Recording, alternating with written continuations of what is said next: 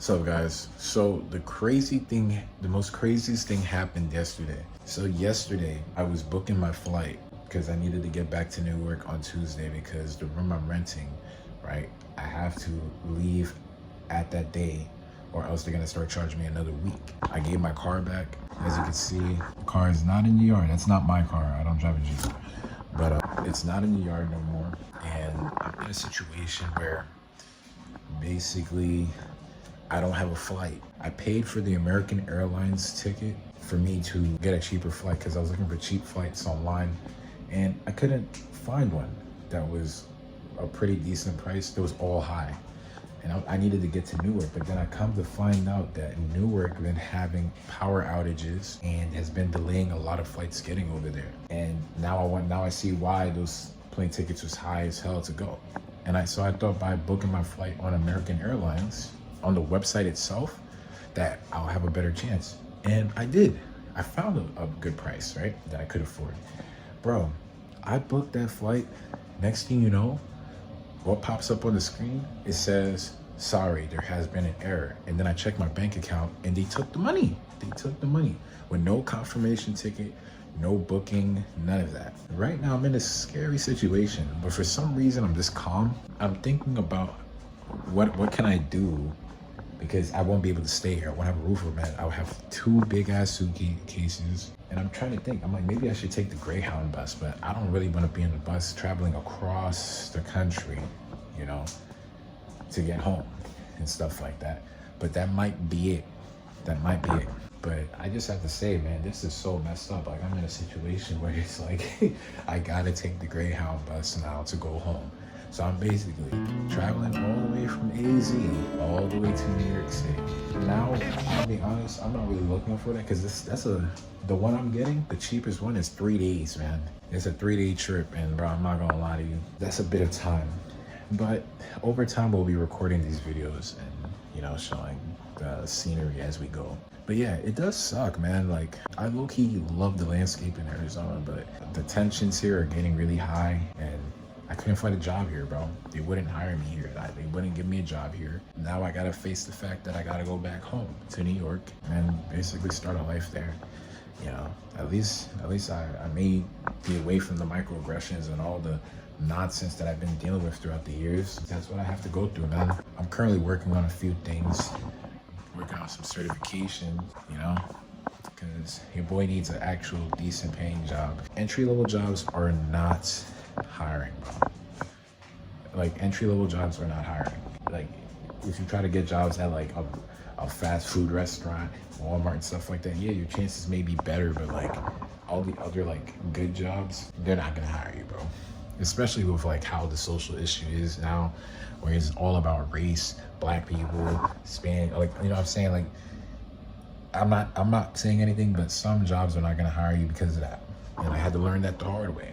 So I have no choice but to create something for myself. But try to find something that kind of, you know, keep me kind of away from the majority of people. Because the best thing to do right now, especially in this era, try to stay to yourself as much as possible. Just for the sake of your mental health, man. Because when you are constantly being bombarded and around negativity of people and stuff like that, microaggressions, one thing I learned is you're dealing with a silent war. There's a silent war going around. In order to be successful, in my opinion, I think what I would have to do, what we need to do is to keep ourselves away from the noise. I uninstalled TikTok. I uninstalled Instagram because I'm like, all right, I gotta really lock in.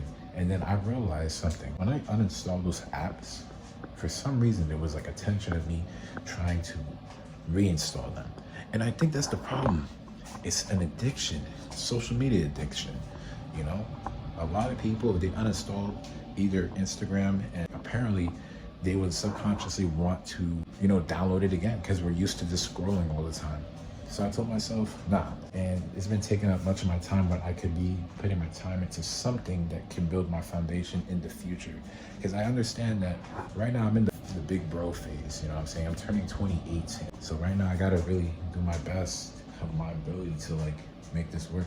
You should be aiming for that as well too if you're watching this video. You know, you probably need to focus on some stuff too, because right now I feel like we're in a very purgatory type of world right now, where everything is just a civil issue and financial issue. And you know, when there's a civil issue and a financial issue between those two combined, just know that something will escalate. Two things can happen. Things can escalate to progressively. Things can escalate, or things can actually get better as tensions go down. But by the way things look, tensions are going up. So I'm trying my best to kind of keep away from all the noise and focus on myself and learn how to discipline myself to just do me. Everything you see around you is a distraction. I had to learn that when you have a lot of things, even just the simple things, like this book, right? The more stuff you have around you, the less clear you tend to think. When you have so much stuff around you, you don't have a clear mind. That's why I see why people become minimalists, because when it comes to minimalism, the less things that you have, the less things you have to focus on, right? That's why you want to keep things very simple, but with quality, you know?